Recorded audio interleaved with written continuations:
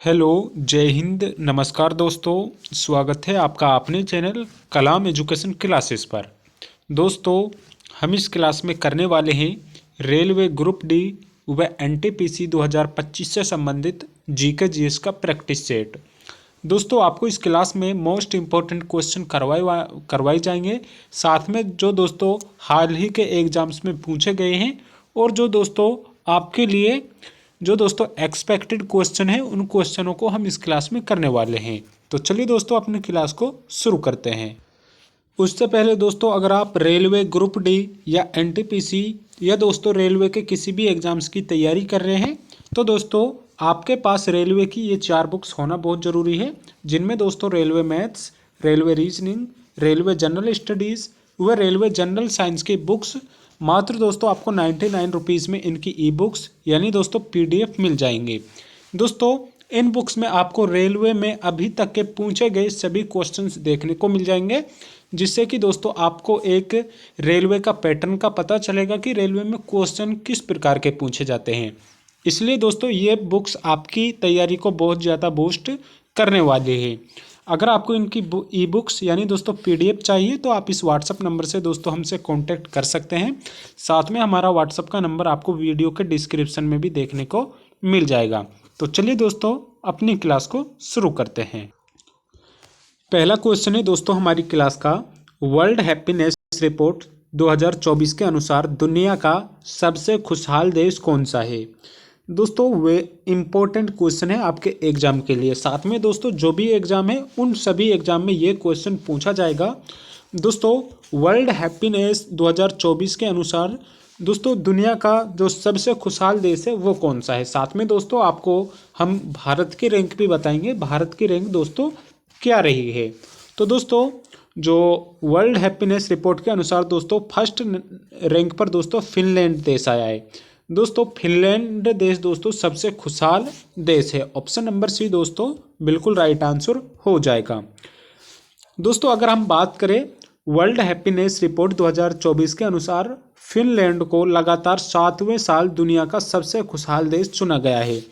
दोस्तों 2018 से लेकर दोस्तों 2025 तक दोस्तों सबसे जो पहले नंबर पर आया है वो दोस्तों फिनलैंड देश आया है, जो कि दोस्तों कुल दोस्तों 7 बार फर्स्ट रैंक पर रहा है। वहीं दोस्तों कुछ अन्य देश, दूसरे स्थान पर दोस्तों डेनमार्क रहा है, तीसरे स्थान पर दोस्तों आइसलैंड सबसे खुशहाल देश रहा है, चौथे स्थान पर दोस्तों स्वीडन देश सबसे खुशहाल दोस्तों रहा है। वहीं दोस्तों हमारे लिए इम्पोर्टेंट हो जाता है दोस्तों भारत का स्थान। तो दोस्तों भारत का इसमें दोस्तों 126वां स्थान रहा है। इम्पोर्टेंट है दोस्तों, आपको याद रखना है दोस्तों पहला स्थान फिनलैंड का रहा है और दोस्तों जो हमारी भारत का स्थान है वो दोस्तों 126 देशों 126 रैंक दोस्तों रहा है। अगला क्वेश्चन है, नेपाल ने किस शहर को पर्यटन राजधानी बनाने की घोषणा की है। इंपॉर्टेंट क्वेश्चन है दोस्तों, नेपाल ने किस शहर को पर्यटन बनाने की राजधानी बनाने की दोस्तों घोषणा की है। ऑप्शन है दोस्तों पोखरा को, बीरगंज को, भरतपुर को या दोस्तों ललितपुर को।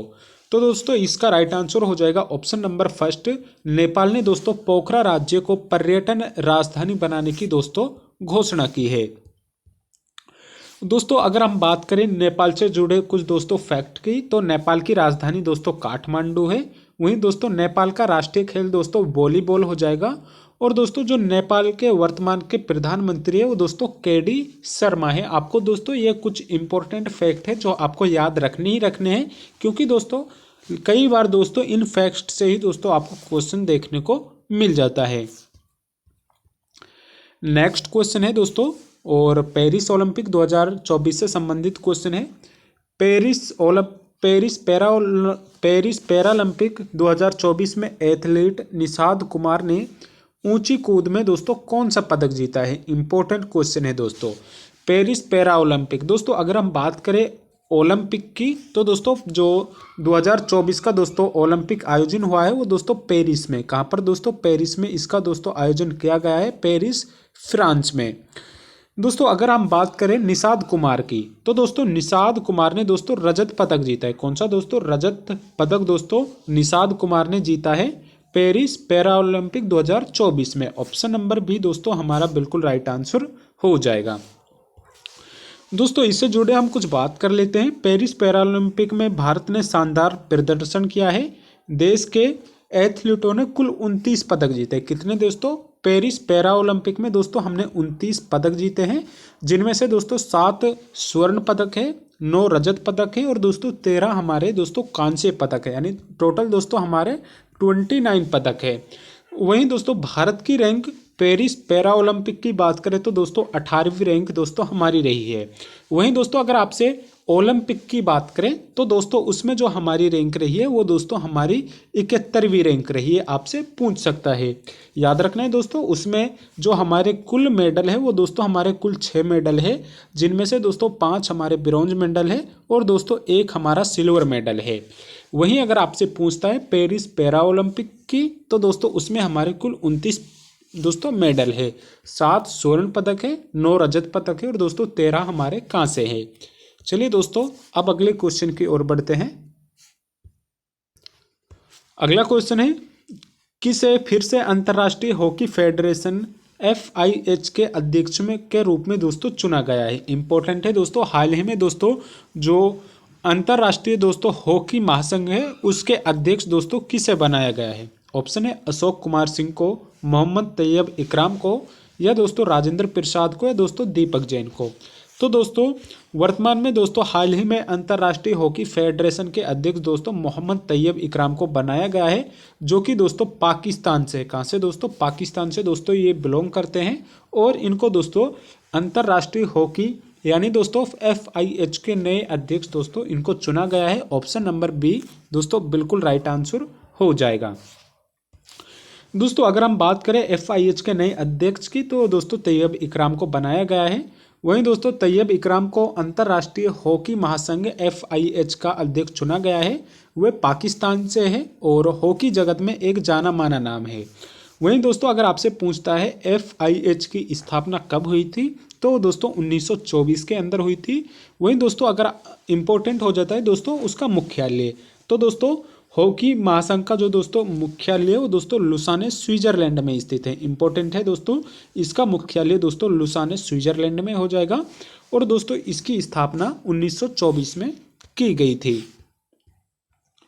नेक्स्ट क्वेश्चन है, चंद्रगुप्त द्वितीय ने अपनी पुत्री का विवाह निम्नलिखित में से किस वंश में करवाया था? इंपॉर्टेंट है दोस्तों, चंद्रगुप्त द्वितीय ने दोस्तों अपनी पुत्री का विवाह किससे कराया था? तो दोस्तों सबसे पहले बात करते हैं हम चंद्रगुप्त द्वितीय की। तो दोस्तों विक्रमादित्य की उपाधि किसकी? दोस्तों विक्रमादित्य की उपाधि दोस्तों इन्हीं ने धारण की थी।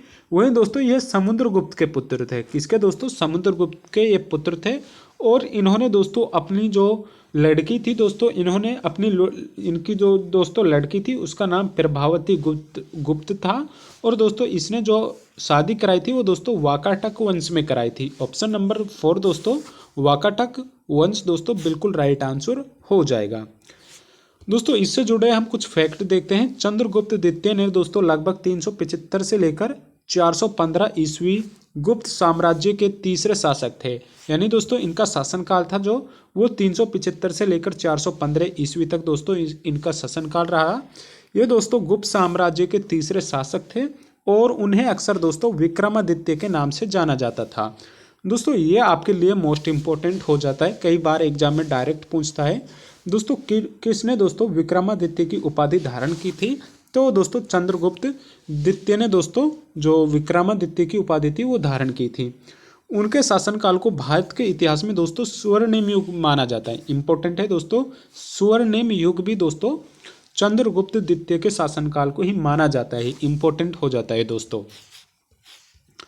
नेक्स्ट क्वेश्चन है, निम्नलिखित में से किस वर्ष में बारदौली में किसान आंदोलन हुआ? इंपॉर्टेंट क्वेश्चन है, भारतीय दोस्तों इतिहास का क्वेश्चन है। और दोस्तों निम्नलिखित में से किस वर्ष में बारदौली में किसान आंदोलन हुआ? तो दोस्तों 1928 में हुआ था। दोस्तों ये आंदोलन दोस्तों अंग्रेजों के द्वारा दोस्तों टैक्सों में वृद्धि की गई थी। लगभग दोस्तों 22% अंग्रेजों के द्वारा दोस्तों टैक्स बढ़ाया गया था, तो उसी के विरुद्ध दोस्तों ये बारदौली सत्याग्रह हुआ था और ये दोस्तों 1928 में हुआ था। और जो दोस्तों इसका नेतृत्व किया था वो दोस्तों सरदार किसके द्वारा? दोस्तों वो सरदार पटेल के द्वारा वल्लभ भाई सरदार पटेल के द्वारा दोस्तों इसका जो नेतृत्व किया गया था। दोस्तों यह आंदोलन गुजरात के बारदोली तालुका में ब्रिटिश शासन के दौरान किसानों द्वारा लगान में वृद्धि के विरोध में किया गया था। साथ में दोस्तों इस आंदोलन का नेतृत्व दोस्तों सरदार वल्लभ भाई पटेल ने किया था। साथ में दोस्तों 1928 में दोस्तों जब सरदार वल्लभ भाई जी जो नेतृत्व कर रहे थे, तो दोस्तों जो बारदोली की महिलाएं थी दोस्तों, उन्होंने सरदार को दोस्तों सरदार का यहाँ पर टाइटल भी दिया था। तो इम्पोर्टेंट दोस्तों यहाँ से हो जाता है 1928 में दोस्तों ये आंदोलन किया गया था, और इसकी जो दोस्तों नेतृत्व किया था वो सरदार वल्लभ भाई पटेल जी ने किया था। अगला क्वेश्चन है, एक पारिस्थितिकी तंत्र में निम्नलिखित में से कौन सा स्वपोषी है। इंपॉर्टेंट है दोस्तों, इनमें से कौन सा दोस्तों स्वपोषी है। ऑप्शन है केंचुआ, सूर्य की रोशनी, मछली या दोस्तों पौधे। तो दोस्तों केंचुआ होता है वो दोस्तों दूसरे पर निर्भर करता है, यानी दोस्तों दूसरे जीव जंतुओं को ये दोस्तों इसका भोजन होता है। सूर्य की रोशनी ये दोस्तों एक निर्जीव है। मछलियाँ ये भी दोस्तों दूसरे के ऊपर ही दोस्तों निर्भर रहता है, यानी दोस्तों दूसरे ही इसकी जो दोस्तों भोजन होता है वो दूसरा होता है। लेकिन दोस्तों जो पौधे होते हैं वो दोस्तों स्वपोषी होते हैं। दोस्तों स्वपोषी वो होते हैं जो खुद के लिए दोस्तों खुद खाना बनाते हैं। जैसे कि दोस्तों इससे हम कुछ रिलेटेड यहाँ पर देख लेते हैं। स्वपोषी जीव वे होते हैं जो अपना भोजन स्वयं पका सकते हैं। वे मुख्य रूप से प्रकाश संश्लेषण की प्रक्रिया के माध्यम से सूर्य के प्रकाश, पानी और कार्बन डाइऑक्साइड का उपयोग करके दोस्तों कार्बोहाइड्रेट्स का निर्माण करते हैं। दोस्तों कुछ यहाँ पर एग्जाम्पल दिए हुए हैं। अगर आपसे पूछता है स्वपोषी कौन से होते हैं, तो दोस्तों हरे पौधे, पेड़, झाड़ियाँ, घास, फूल आदि दोस्तों सभी हरे पौधे स्वपोषी होते हैं। दोस्तों इम्पोर्टेंट है, साथ में दोस्तों आप इसका स्क्रीनशॉट भी रख सकते हैं। नेक्स्ट क्वेश्चन है, मुद्रा की छपाई के माध्यम से केंद्रीय बैंक द्वारा जुटाए गए राजस्व को दोस्तों क्या कहा जाता है। दोस्तों मुद्रा की छपाई के माध्यम से केंद्रीय बैंक द्वारा जुटाए गए राजस्व को क्या कहा जाता है। ऑप्शन है राजकोषीय बैलेंस, खजाना, टंकण प्रलाभ या दोस्तों लाभ। दोस्तों जब मुद्रा की छपाई होती है तो दोस्तों उससे जो जुटाया गया राजस्व होता है उसको दोस्तों टंकण प्रलाभ कहते हैं। दोस्तों छापने की जो माध्यम होता है उसी को दोस्तों टंकण बोला जाता है, और जो उससे दोस्तों जुटाया गया राजस्व होता है उसको दोस्तों टंकण प्रलाभ बोलते हैं। ऑप्शन नंबर 3 दोस्तों बिल्कुल राइट आंसर हो जाएगा। अगला क्वेश्चन है, 1882 में हंटर आयोग की स्थापना के लिए किस पर जांच की जा रही थी। इंपॉर्टेंट है दोस्तों 1800 दोस्तों अगर हम बात करें 1882 की, तो दोस्तों इस समय जो यहाँ पर वायसराय था वो दोस्तों रिपन था। कौन दोस्तों, इस समय वायसराय दोस्तों रिपन था। और 1882 में दोस्तों शिक्षा पर दोस्तों ये आयोग आया था, और इसकी जांच के लिए दोस्तों हंटर आयोग की दोस्तों स्थापना की गई थी। वहीं दोस्तों अगर आप बात करें 1882 में हंटर आयोग की स्थापना भारत में शिक्षा की स्थिति का आकलन करने और सुझाव देने के लिए दोस्तों बनाया गया था, और इसकी जो नियुक्ति की गई थी वो दोस्तों रिपन के द्वारा की गई थी। साथ में दोस्तों 1882 में दोस्तों वर्नाक्यूलर प्रेस एक्ट भी दोस्तों पारित हुआ था। इंपॉर्टेंट है, आपसे दोस्तों कई बार एग्जाम में पूछता है। 1882 में दोस्तों वर्नाक्यूलर प्रेस एक्ट की भी दोस्तों स्थापना हुई थी। साथ में दोस्तों 1881 में कारखाना अधिनियम आया था। दोस्तों इंपॉर्टेंट है, 1881 में कारखाना अधिनियम भी दोस्तों आया था। अगला क्वेश्चन है, 1976 में भारतीय संविधान में कितने मूल कर्तव्यों को जोड़ा गया था। दोस्तों 1976 में दोस्तों 42वां संविधान संशोधन किया गया था दोस्तों 1976 के अंतर्गत। तो दोस्तों 1976 में सरदार स्वर्ण सिंह समिति की दोस्तों अनुशंसा पर दोस्तों 10 मौलिक कर्तव्यों को जोड़ा गया था। हालांकि दोस्तों जो सरदार स्वर्ण सिंह समिति थी उसने दोस्तों कुल 8 मौलिक कर्तव्यों को दोस्तों सुझाव दिया था, लेकिन दोस्तों भारत सरकार ने दोस्तों उस समय 10 मौलिक कर्तव्यों को जोड़ा था। तो दोस्तों राइट आंसर होगा इसका ऑप्शन नंबर 3 10 मौलिक कर्तव्य। दोस्तों वर्तमान में हमारा जो संविधान है उसमें दोस्तों 11 मौलिक कर्तव्य है।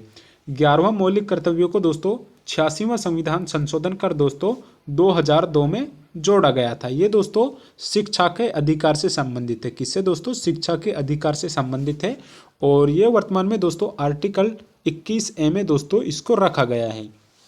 1976 में दोस्तों 10 मौलिक कर्तव्य जोड़े गए थे। दोस्तों अगर आप रेलवे एग्ज़ाम या दोस्तों NTPC ग्रुप डी या किसी भी एग्ज़ाम की तैयारी कर रहे हैं तो दोस्तों इन बुक्स को ज़रूर ले लें। इनमें दोस्तों आपको railway maths, reasoning, general studies व जनरल साइंस के दोस्तों प्रीवियस ईयर क्वेश्चंस देखने को मिल जाएंगे। इससे दोस्तों आपको एक पता चलेगा कि रेलवे में कहाँ से क्वेश्चन पूछता है और कैसे क्वेश्चन दोस्तों पूछे जाते हैं। मात्र दोस्तों 99 रुपीज़ में आपको इन चारों बुक्स की दोस्तों PDFs मिल जाएंगी। वहीं दोस्तों ये व्हाट्सअप का नंबर है, आप इस व्हाट्सअप नंबर से दोस्तों हमसे कांटेक्ट कर सकते हैं। अगला क्वेश्चन है, भारतीय संविधान के किस भाग में संविधान में संशोधन की प्रक्रिया निर्धारित की गई है? इंपॉर्टेंट क्वेश्चन है दोस्तों। भारतीय संविधान में दोस्तो68 संविधान संशोधन की प्रक्रिया दोस्तों साउथ अफ्रीका यानी दोस्तों दक्षिण अफ्रीका के संविधान से लिया गया है। और ये दोस्तों आर्टिकल 368 के तहत दोस्तों संविधान में दोस्तों संशोधन किया जाता है। और ये दोस्तों भाग 20 में दोस्तों इसका वर्णन किया गया है। ऑप्शन नंबर 3 हमारा बिल्कुल राइट आंसर हो जाएगा। दोस्तों भारतीय संविधान का भाग 20 में संविधान संशोधन की प्रक्रिया निर्धारित की गई है। यह भाग मुख्य रूप से अनुच्छेद 368 पर दोस्तों केंद्रित है। यानी दोस्तों आर्टिकल 368 के तहत दोस्तों संविधान संशोधन दोस्तों किया जाता है। भारतीय संविधान में संशोधन की प्रक्रिया मुख्य रूप से दक्षिण अफ्रीका के संविधान से ली गई है। इंपॉर्टेंट फैक्ट है दोस्तों। आप साथ ही दोस्तों आप इसका स्क्रीनशॉट भी ले सकते हैं जो आपको लगता है कि ये इंपॉर्टेंट फैक्ट है। अगला क्वेश्चन है, भगवान विष्णु को समर्पित खजुराहो के लक्ष्मण मंदिर किस शैली के मंदिर वास्तुकला का दोस्तों उदाहरण है? दोस्तों भगवान विष्णु को समर्पित खजुराहो के लक्ष्मण मंदिर दोस्तों किस शैली की मंदिर वास्तुकला में बना हुआ है? ऑप्शन है दोस्तों बेसर शैली, ओडिशा शैली, नागर शैली या दोस्तों द्रविड़ शैली। दोस्तों अगर हम बात करें दोस्तों द्रविड़ शैली की तो दोस्तों द्रविड़ शैली ये दोस्तों दक्षिण भारत में देखने को मिलती है। कहाँ पर? तो ये इसका विस्तार दक्षिण भारत में देखने को मिलता है। वहीं जो नागर शैली है ये दोस्तों उत्तर भारत में देखने को मिलती है। और दोस्तों खजुराहो के लक्ष्मण मंदिर ये नागर शैली से ही दोस्तों संबंधित है। दोस्तों खजुराहो मध्य प्रदेश में कुछ इंपॉर्टेंट मंदिर हैं, जैसे कि दोस्तों कंदरिया महादेव मंदिर दोस्तों खजुराहो में स्थित है, लक्ष्मण मंदिर, चित्रगुप्त मंदिर, पार्श्वनाथ मंदिर, साथ में दोस्तों देवी जगदम्बिका मंदिर। ये दोस्तों सभी इंपॉर्टेंट मंदिर हैं जो कि दोस्तों खजुराहो मध्य प्रदेश में दोस्तों स्थित है। नेक्स्ट क्वेश्चन है, निम्नलिखित में से किस उपन्यासकार ने ए सूटेबल बॉय लिखा है? इंपॉर्टेंट है दोस्तों। एक क्वेश्चन या दो क्वेश्चन दोस्तों आपके एग्जाम में दोस्तों पुस्तकों से भी 100% आते हैं। दोस्तों ए सूटेबल बॉय ये दोस्तों विक्रम सेठ के द्वारा दोस्तों लिखा गया है। वहीं दोस्तों अगर हम अरविंद अडिगा की बात करें तो दोस्तों द वाइट टाइगर, कौन सी दोस्तों? द वाइट टाइगर ये दोस्तों अरविंद अडिगा के द्वारा लिखा गया है। चेतन भगत के द्वारा दोस्तों हाफ गर्लफ्रेंड, कौन सी दोस्तों? हाफ गर्लफ्रेंड ये दोस्तों चेतन भगत के द्वारा हाफ गर्लफ्रेंड के अलावा दोस्तों 400 डेज ये भी दोस्तों चेतन भगत के द्वारा ही लिखी गई है। अरुंधति रॉय दोस्तों the god of small things, दोस्तों the god of small things ये दोस्तों ये अरुंधति रॉय के द्वारा लिखी गई है। लेकिन दोस्तों ए सूटेबल बॉय ये विक्रम सेठ के द्वारा लिखा गया है। ऑप्शन नंबर 1 बिल्कुल राइट आंसर दोस्तों हो जाएगा। दोस्तों विक्रम सेठ की अगर हम कुछ अन्य पुस्तकों की बात करें, ए सूटेबल बॉय ये दोस्तों विक्रम सेठ के द्वारा लिखी गई है। द गोल्डन गेट ये भी दोस्तों विक्रम सेठ के द्वारा ही लिखी गई है। एन इक्वल म्यूजिक इंपॉर्टेंट है दोस्तों, एन इक्वल म्यूजिक ये पुस्तक भी दोस्तों विक्रम सेठ के द्वारा ही दोस्तों लिखा गया है। नेक्स्ट क्वेश्चन है, देहिंग पटकाई त्योहार को निम्नलिखित में से किस भारतीय राज्य की समृद्ध सांस्कृतिक जश्न के रूप में दोस्तों मनाया जाता है? दोस्तों देहिंग पटकाई उत्सव कहाँ पर मनाया जाता है? ऑप्शन है सिक्किम में, त्रिपुरा में, असम या दोस्तों नागालैंड में। दोस्तों अगर हम बात करें सिक्किम की तो दोस्तों भूमचू उत्सव, कौन सा दोस्तों? भूमचू उत्सव ये दोस्तों सिक्किम में मनाया जाता है। साथ में दोस्तों लोसुंग उत्सव ये भी दोस्तों सिक्किम में ही मनाया जाता है। वहीं त्रिपुरा की हम बात करें दोस्तों, होजगिरी उत्सव, कौन सा, होजगिरी उत्सव, ये दोस्तों सिक्किम के अंदर मनाया जाता है। साथ में दोस्तों वेलकम नृत्य, कौन सा दोस्तों, वेलकम उत्सव, ये भी दोस्तों त्रिपुरा में ही मनाया जाता है। वहीं अगर हम नागालैंड की बात करें तो दोस्तों तुलनी उत्सव, कौन सा दोस्तों, तुलनी उत्सव, ये दोस्तों नागालैंड में मनाए जाते हैं। साथ में दोस्तों आवलोंग उत्सव, ये भी नागालैंड में ही मनाया जाता है। साथ में दोस्तों सीकरेनई उत्सव, ये दोस्तों सभी नागालैंड में मनाए जाते हैं। जबकि देहिंग पटकाई दोस्तों, ये दोस्तों असम का इम्पोर्टेंट दोस्तों उत्सव है। ऑप्शन नंबर 3 हमारा बिल्कुल राइट आंसर दोस्तों हो जाएगा। अगला क्वेश्चन है, जहां तक भेदभाव के आधारों का प्रश्न है, निम्नलिखित में से कौन सा शब्द भारतीय संविधान के अनुच्छेद 15 का भाग नहीं है। दोस्तों आर्टिकल 15 ये दोस्तों एक मौलिक अधिकार है जो दोस्तों हमारे भारतीय संविधान के भाग 3 में दोस्तों इसका जिक्र किया हुआ है। वहीं दोस्तों आर्टिकल 12 से लेकर 35 तक इनका वर्णन है। और ये दोस्तों आर्टिकल 15 दोस्तों जाति वंश दोस्तों इससे संबंधित है। इसमें दोस्तों धर्म भी आता है, जाति भी आता है, प्रजाति भी, लेकिन दोस्तों पैसा से रिलेटेड कोई दोस्तों शब्द का यहाँ पर वर्णन नहीं है। ऑप्शन नंबर 4 दोस्तों हमारा राइट आंसर हो जाएगा। दोस्तों अगर हम आर्टिकल 14 की बात करें तो ये दोस्तों विधि समता से संबंधित है। आर्टिकल 15 दोस्तों जाति लिंग दोस्तों मूल वंश यानी दोस्तों इससे संबंधित है। इसके आधार पर आपसे कोई भेदभाव नहीं करेगा। आर्टिकल 16 ये दोस्तों लोक नियोजन के अवसर यानी दोस्तों सभी को यहाँ पर समान दोस्तों सभी को अवसर मिलेंगे यानी दोस्तों नौकरियों के लिए, सरकारी नौकरियों के लिए। आर्टिकल 17 ये दोस्तों अनटचेबिलिटी से संबंधित है दोस्तों अस्पृश्यता के अंत से। वहीं दोस्तों आर्टिकल 18 दोस्तों उपाधियों के अंत से संबंधित है। तो दोस्तों आपको ये कुछ इंपॉर्टेंट आर्टिकल्स है आपको याद रखने हैं। अगला क्वेश्चन है, देशों को जोड़ने से भूमंडलीकरण का परिणाम होगा। दोस्तों भूमंडलीकरण ये होता है दोस्तों दो देशों के बीच दोस्तों व्यापार का दोस्तों अगर हम बात करें 2 देशों के बीच दोस्तों व्यापार को बढ़ाता है। और दोस्तों ऑप्शन है उत्पादकों द्वारा मूल्य में वृद्धि, उत्पादकों के बीच प्रतिस्पर्धा में कोई बदलाव नहीं। तो दोस्तों बदलाव तो होगा। साथ में दोस्तों उत्पादकों द्वारा मूल्य वृद्धि बिल्कुल गलत है दोस्तों। उत्पादों के बीच कम प्रतिस्पर्धा बिल्कुल गलत। उत्पादकों के बीच अधिक प्रतिस्पर्धा दोस्तों बिल्कुल राइट आंसर हो जाएगा। दोस्तों जब आयात निर्यात दोस्तों एक दूसरे देश में दोस्तों बढ़ेंगे तो उस समय दोस्तों जो दोस्तों मूल्य वृद्धि है वो भी कम हो गई, क्योंकि दोस्तों उस समय दोस्तों अधिक प्रतिस्पर्धा होगी तो दोस्तों मूल्य में यहाँ पर कमी आएगी। इसलिए दोस्तों ऑप्शन नंबर 4 हमारा बिल्कुल राइट आंसर हो जाता है। दोस्तों विभिन्न देशों के बीच आर्थिक सामाजिक सांस्कृतिक और राजनीतिक संबंधों का तेजी से इससे विस्तार होता है। इस प्रक्रिया में वैश्विक बाजार का निर्माण, सूचना का आदान प्रदान और लोगों का एक दूसरे के करीब आना शामिल है। अगला क्वेश्चन है दोस्तों, निम्नलिखित में से कौन सा बिहार राज्य में मनाए जाने वाला एक लोकप्रिय त्योहार है। इंपॉर्टेंट है दोस्तों, इनमें से कौन सा त्योहार है जो कि दोस्तों बिहार राज्य में मनाया जाता है। अली ए लिंगांग, मीदम मीफी, साम चकेवा या दोस्तों हरेला। दोस्तों अगर हम अली ए लिंगांग उत्सव की बात करें ये दोस्तों असम राज्य में मनाया जाता है। वहीं मीदम मीफी ये भी दोस्तों असम का ही उत्सव हो जाएगा। वहीं दोस्तों साम चकेवा ये दोस्तों बिहार में दोस्तों मनाया जाता है। हरेला दोस्तों ये दोस्तों उत्तराखंड के अंदर दोस्तों सेलिब्रेट किया जाता है। अगला क्वेश्चन है, भारतीय संविधान में किस अनुच्छेद में यह उल्लेख किया गया है कि संसद कानून द्वारा किसी भी राज्य या क्षेत्र को अलग करके या किसी राज्य के किसी हिस्से में किसी भी क्षेत्र को मिलाकर एक नया राज्य बना सकती है। दोस्तों अगर आपको मैं कुछ सरल शब्दों में बताऊं तो दोस्तों संसद दोस्तों किसी भी राज्य में या दोस्तों किसी भी 2 राज्यों से काटकर दोस्तों अलग राज्य बना सकती है या दोस्तों सीमाओं में या दोस्तों नामों में परिवर्तन कर सकती है। इसका उल्लेख किस आर्टिकल के अंतर्गत दोस्तों किया गया है।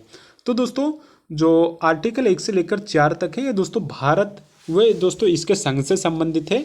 और दोस्तों आर्टिकल 3 दोस्तों इसकी बात करता है। ऑप्शन नंबर 1 अनुच्छेद 3 हमारा बिल्कुल राइट आंसर हो जाएगा। अगला क्वेश्चन है, निम्नलिखित में से कौन सी पुस्तक 1873 में ज्योतिराव फूले ने लिखी थी। इंपॉर्टेंट क्वेश्चन है दोस्तों, ज्योतिराव फूले द्वारा 1873 में दोस्तों इनमें से कौन सी पुस्तक लिखी गई थी। तो दोस्तों राइट आंसर होगा इसका ऑप्शन नंबर 4 दोस्तों, गुलामगिरी पुस्तक 1873 में दोस्तों ज्योतिराव फूले के द्वारा लिखी गई थी।